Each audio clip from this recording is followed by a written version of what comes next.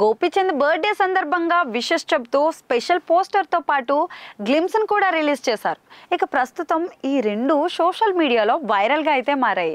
ఇక టాలీవుడ్ మ్యాచో స్టార్ గోపీచంద్ ఇప్పుడు మరో ప్రతిష్టాత్మక చిత్రంతో అలరించేందుకైతే సిద్ధమైపోతున్నారు. IB7 గాజీ వంటి చిత్రాలతో మంచి గుర్తింపు తెచ్చుకున్న సంకల్ప్ రెడ్డి దర్శకత్వం వహిస్తుండగా శ్రీనివాస సిల్వర్ స్క్రీన్ బ్యానర్ పై శ్రీనివాస చిట్టూరి పవన్ కుమార్ సమర్పణలో భారీ బడ్జెట్తో అయితే నిర్మిస్తున్నారు.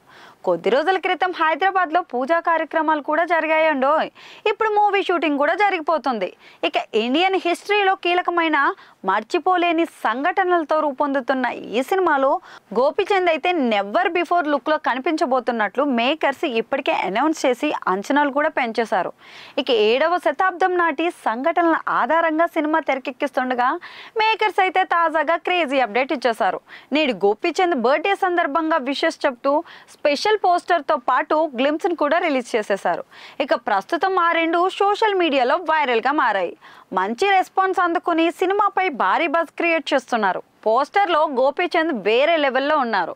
ఇక గోపీచంద్ పొడవాటి జుట్టు, గుబురు గడ్డం, నుదుటిన సింధూరం, చేతిలో కత్తి, దీర్ఘంగా చూస్తున్న కళ్ళతో యోధుడిగా కనిపించారు. ఇక యుద్ధ భూమి బ్యాక్గ్రౌండ్తో ఉన్న పోస్టరు పవర్ఫుల్గా ఉందని అంటున్నారు నెటిజన్లు. ఇక నెటిజన్లు సినీ ప్రియులు పోస్టర్స్ అదుర్స్ అని కామెంట్స్ కూడా చేస్తున్నారు.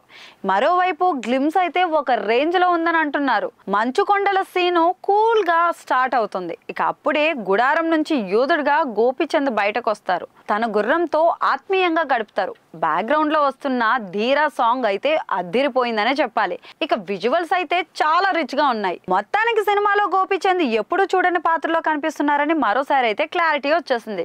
మరి ఇప్పటికే ఫస్ట్ షెడ్యూల్ కూడా కాశ్మీర్లో ఏప్రిల్లో కంప్లీట్ చేసేసారు మేకర్స్. మరి కొత్త షెడ్యూల్ను హైదరాబాద్లో స్టార్ట్ చేశారట. భారీ సెట్లో ఇప్పుడు చిత్రీకరణ జరుగుతోందని ఇన్ఫర్మేషన్ ఉంది. కాస్టింగ్తో పాటు మరిన్ని వివరాలు కూడా త్వరలోనే వస్తున్నాయని అంటున్నారు.